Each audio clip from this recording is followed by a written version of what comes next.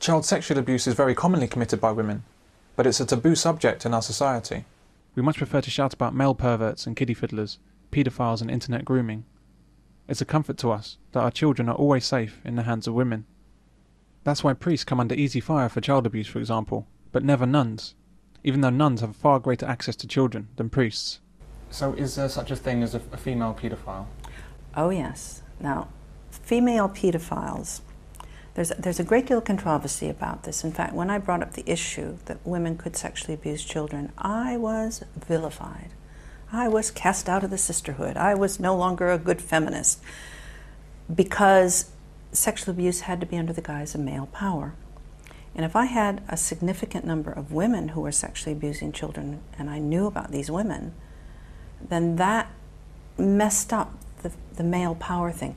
And surely if women were going to abuse children, then they had to be doing it under the thumb of a man. A man had to be telling them to do it. They've been able to disguise their abuse, I think, more cleverly than men have.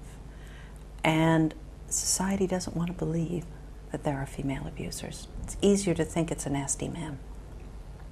I was one really sad man who rang me up, who was he had custody of his 12-year-old daughter, and she told him that her mother had abused her. He took her to social services. It wasn't a court case, it was after the court had decided he was going to be the father. He was going to be the custodial father. Took it to social services, and they accused him. They wouldn't let him leave. They threatened to take the daughter into care. He said, he wrote a letter, a very poignant letter, which I still have, where he said, if I'd been a woman walking in there and saying that my husband sexually abused my daughter, he said, I would have been given cups of tea, I would have been talked to, I would have been taken seriously, but because I was a man doing this, I wasn't taken seriously. I do know, for example, at rape crisis centers, when I was trying to find places for men who'd been abused by women to talk, it was okay for women who'd been abused by women to call Rape Crisis Center. They would talk to them, but they would not talk to men who had been sexually abused by women. And that hasn't changed a whole lot. There's still very few places for male adult survivors to go to get help if they've been abused by a man or a woman. One argument against even the idea of female paedophiles is that women don't have penises, and so can't really do anything too serious. Women tend to use objects, broom handles, bottles. One woman said that she was sexually abused by rose stems with the thorns still on, being stuck up.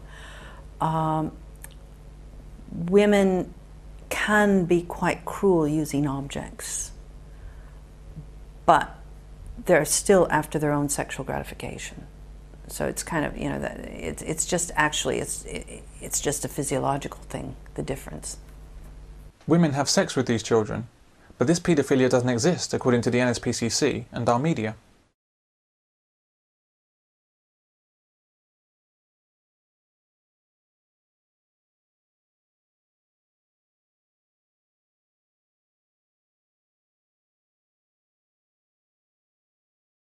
The link between those that have been abused and then go on to abuse, is that the same whether the victims are male or female? It does seem to be, the women that I know who have sexually abused children do seem to have been abused in their childhood. I talked to one of them who said, oh, I just want to have sex with kids because sex with children is beautiful. It's non-threatening. It's what happened to me when I was a child. So I think that the link of adult female abusers with abuse in their childhood is the same as a link with adult male abusers.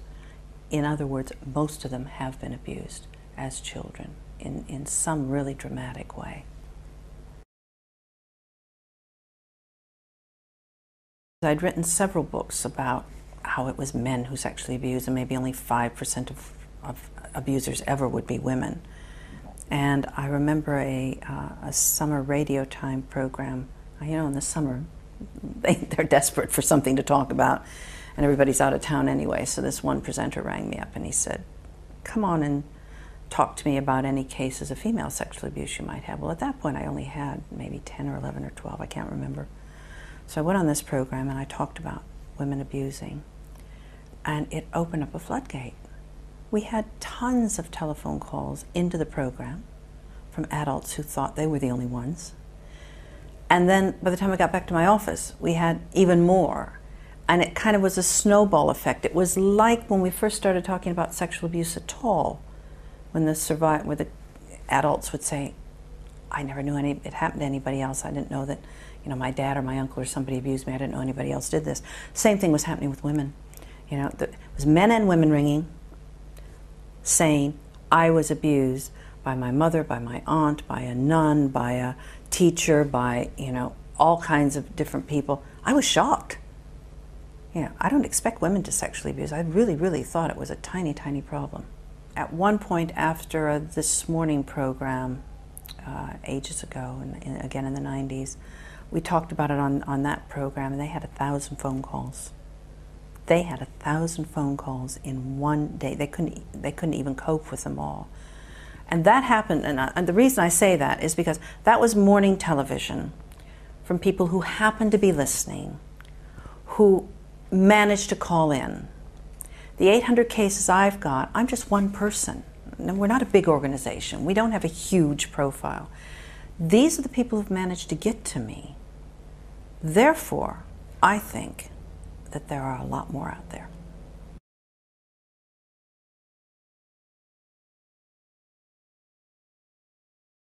We had a conference about this eventually in, I think, 94, maybe earlier. 400 people applied to come to this conference. It was a huge conference. But 30 people, between 20 and 30 people came, dotted themselves in the audience, and tried to disrupt it. They were yelling that, why was I paying attention to women? It wasn't women. I was taking the attention away from men. One of the women who was going to talk about her own abuse, who was now helping others, then couldn't face the audience. So you had this uproar. You had people in the audience turning on these women who were standing up saying, sit down, we want to hear about this. And you had them shouting, and it was absolutely strange. And very sad, because it was like, don't tell me this information, even if it's true, because I don't want to hear it. And if those women who came along to our conference had had anything to do about it, nobody else would have ever talked about it. It would have just gone away.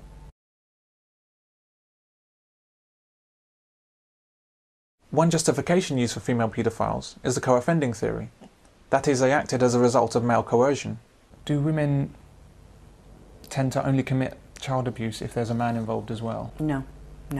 In over 75% of the cases, the women acted completely alone. Most times there wasn't even a man in the premises. So, the excuse. And it's interesting about us as women, because we're quite willing to accept that we are a superior breed and that we do everything right, but quite unwilling to accept that we could do anything quite as horrible as this. So it's really not us. I know there are plenty of women who commit paedophilia, and they get away with it because of the mother expectation, because of the image that they can use of the motherly type. So a woman can go to a schoolyard quite happily and watch the children go by, but if a man does, there's something perverted going on there, and that's how a lot of older female paedophiles get away with it and continue to get away with it, and they will do, because then we're letting them. If we think about women and men in that way, then we're making it easier for them to. The same brush has been used to paint all men. Watch out for men. It's a bad message for men, it's a bad message for kids, and it's an untrue message, and it's statistically not sound. Sexual abuse by women has the same foundation as that committed by men. They've generally experienced childhood abuse themselves. Women are not immune from turning into abusers, as we like to think. By pretending that female paedophiles don't exist, we have little protection from them. Yeah, women who sexually abuse children like to have jobs where they're around children. Nursing, teaching, daycare, things like that.